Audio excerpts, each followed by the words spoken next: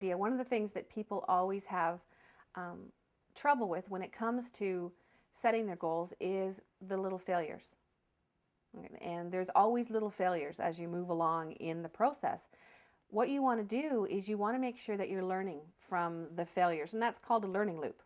A learning loop is where we try something, we figure out what we could have done better, or what was successful about our approach, what was not successful about our approach, and what we'd want to do differently next time. So it's a matter of looking at a goal and not saying that it's cast in stone. If the aspiration is that you want to move locations, and you've broken it down to all the little parts that are involved in doing that, and each one of those little parts has got a SMART goal methodology applied to it, then you have to also accept the fact that there's going to be some failures along the way. Things are not always going to go the way that you have them planned. What you want to do is you want to welcome that, because that's learning.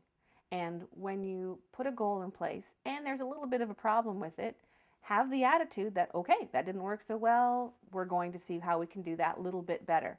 And that way you're always learning and you're always moving ahead. You may not be achieving that portion of the goal at that specific moment, but you've learned something and you now know how to put the goal together in a better way for next time.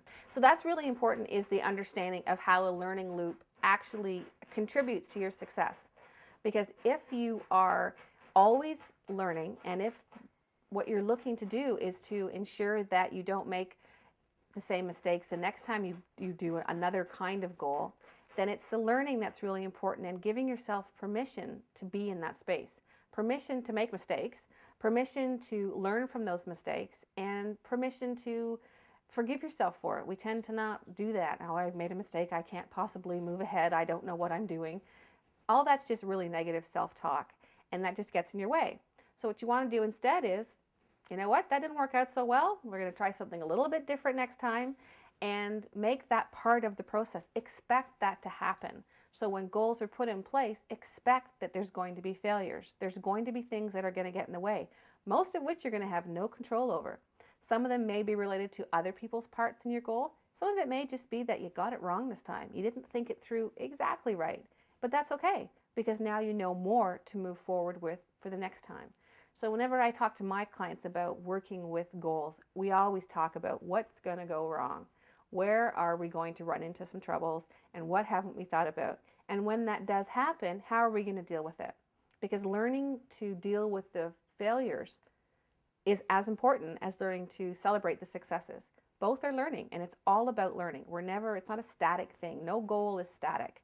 Every goal has forces that are worked, that we put upon it, that the environment puts upon it, things that we can't deal with. And we have to understand that to be successful, we're going to have failures along the way. And they can be little, they can be big, they can be insignificant, they can be huge. It doesn't matter. We just have to adopt the attitude that what we're doing is learning. And that learning is truly what's going to make us move forward.